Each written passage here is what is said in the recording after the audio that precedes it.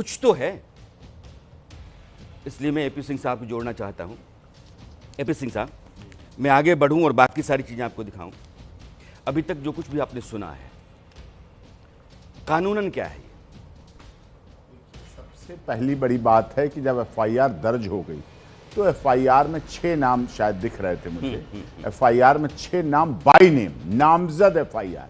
जब नामजद एफआईआर है तो उसके बाद अरेस्टिंग होनी चाहिए थी और एंटीसिपेटरी बेल का भी ये मौका दिया जाता है। मैं बड़ी जिम्मेदारी के साथ कहता हूं, पुलिस जांच अधिकारी, इन्वेस्टिगेशन ऑफिसर अगर चाहें तो सख्ती बरत सकते हैं।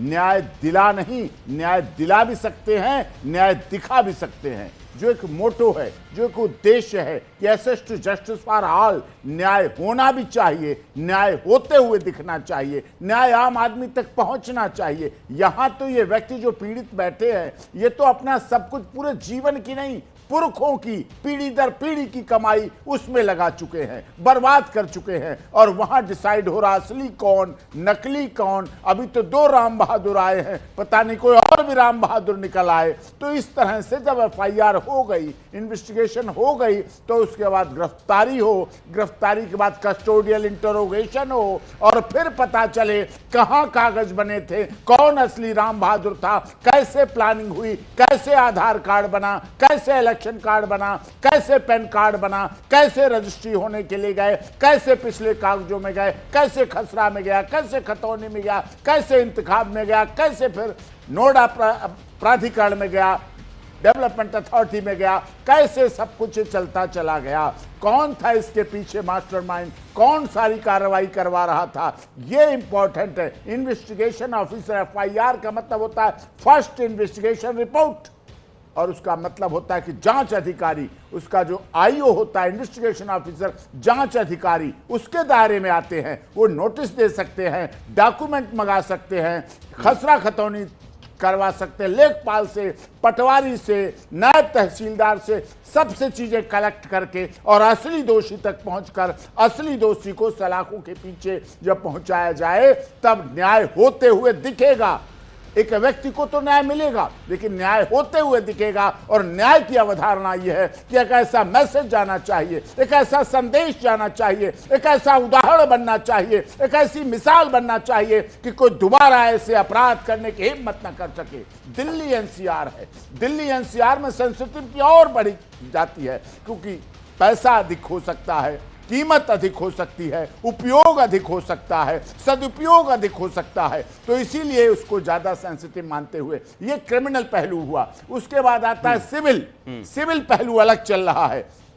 सिविल के एक आदेश के बाद कि वहां पर निर्माण कार्य नहीं होगा, स्टेटस को रहेगा, उसके बाद कोई एक ईंट लग जाए, एक रोड़ा पत्थर लग जाए, वहां तो दिखा रहे हैं बिल्डिंग की बिल्डिंग बनती चली गई, मल्टी स्टोरी बिल्डिंग बनती चली जा रही है।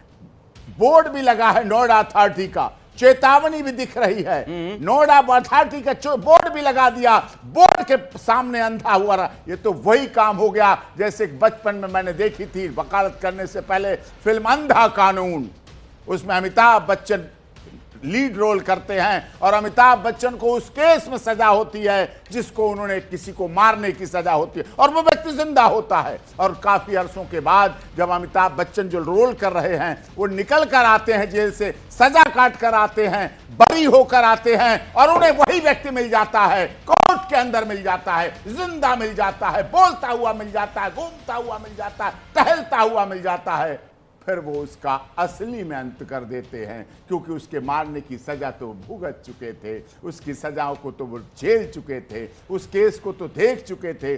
तब कहा जाता है अंधा कानून। लेकिन अब वो अंधा कानून नहीं होना चाहिए। अब कानून की देवी की आंखों से पट्टी डॉक्टर एपी सिंह ने सुप्रीम कोर्ट में खुलवा दी है।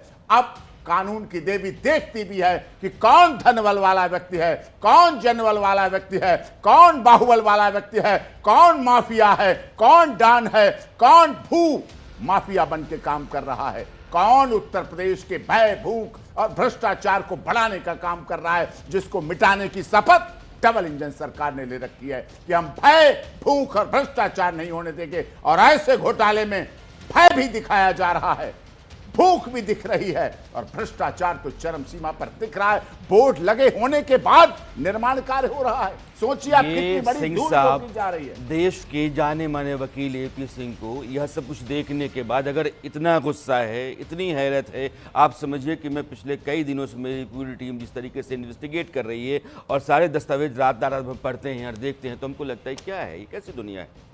तो जिस भय भूख भ्रष्टाचार की आप बात करते हैं, जिस अंधा कानून की आप बात करते हैं, कमोबेश हालात वैसे ही यहाँ हैं नोएडा में। और यह सिर्फ इकलौती नुमाइश नहीं है, एक केस नहीं है। इस पूरे इलाके में जिस बोर्ड को आप देखते हैं अथॉरिटी का कि यह जमीन पर कब्जा अवैध है, जिस जमीन पर अथॉरिटी कहती है कि अवैध कब्जा है, उसी जमीन पर कंस्ट्रक्शन हो जाता है। तुमने सिर्फ खाना पूर्ति कर ली, तुम्हारी अपनी जमीन। मैंने कई दफा कहा कि एक आम आदमी अगर अपना बागीचा जो ग्राउंड फ्लोर का होता है 4 फीट बढ़ा ले, अपनी बालकनी 2 फीट बढ़ा ले, तुम दलबल के साथ पहुंच करके उसको उजाड़ देते हो और तुम्हारे सामने ये सब कुछ चल रहा है, तुमको तनिक भी सुध नहीं है। सब कुछ वही है। अब मैं इसमें आगे की कहानी सुनाने जा रहा हूं। ये जो